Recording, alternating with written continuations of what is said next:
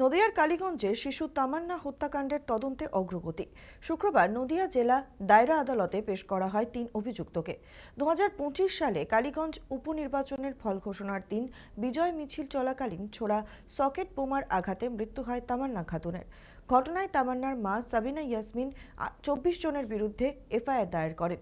প্রথম দফায় ১১ জন গ্রেপ্তার হলেও দীর্ঘদিন আর কোনো গ্রেপ্তার হয়নি। পরে নতুন সরকারের আমলে ফের শুরু হয় ধরপাকড়। বর্তমানে সেই ঘটনার সঙ্গে জড়িত মোট গ্রেপ্তারের এখন সংখ্যা বেড়ে দাঁড়িয়েছে ১৯। তবে এখনও পলাতক একাধিক।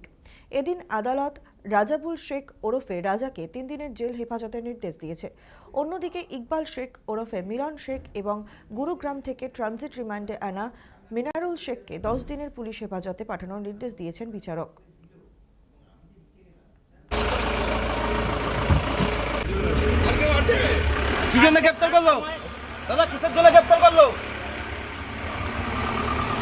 পশ্চিমবঙ্গে যখন উপনির্বাচন চলছিল, সেই উপনির্বাচনের ফল ঘোষণার দিন ২৩/৬/২০২৫ ঠিক বেলা ১টার সময় সাবিনা ইয়াসমিন এবং তার বাচ্চা বাড়িতে বসেছিল। তখন হঠাৎ বোমা, বন্দুক এবং ধারালো অস্ত্র নিয়ে ওদের পাড়াতে বোম মারতে মারতে লোকজন তেড়ে আসে।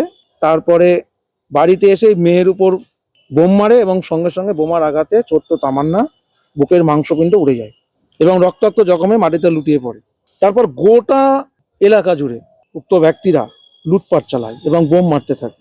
মারতে মারতে তারা বেরিয়ে যায়। এমতো কিছুক্ষণ পরেই পুলিশ এসে রক্তাক্ত মেয়েটির দেহটাকে তুলে নিয়ে যায়। That is allegation of FIR. কোন কোন ধারা দেওয়া ছিল? Case number 534/2025, dated 23/6/2025, under section 192(2), 191(3), 190, 118(2), 109, 109 BNS, 103 ও 3(4) ES অ্যাক্ট। টোটাল কতজনের বিরুদ্ধে অভিযোগ ছিল? টোটাল 24 জন ব্যক্তির নামে অভিযোগ ছিল। আজও কি কতজন ধরা পড়েছে? আজ পর্যন্ত 19 জন ধরা পড়লো। আমরা আশাবাদী এ রাজ্যের মুখ্যমন্ত্রীর কাছে আমাদের মুখ্যমন্ত্রী যে কথা দিয়েছিল সেই মুখ্যমন্ত্রী সে কথা রাখছে।